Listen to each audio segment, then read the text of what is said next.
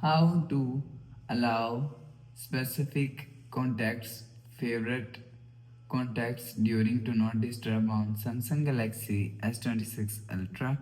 So let's start the video. First of all, go to App Library.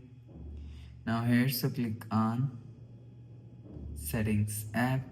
Now in Setting, scroll down and click on Notifications.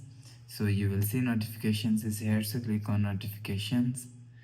Now here, so click on Do Not Disturb. So after click on Do Not Disturb, so you will see, click on,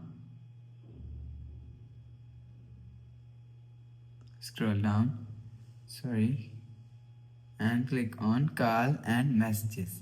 So after click on Call and Messages, so click on Call.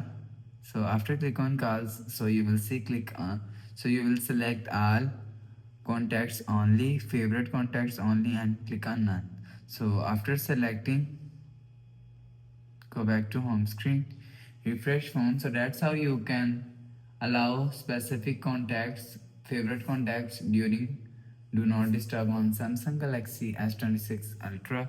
So if you like the video, please subscribe. Thanks for watching.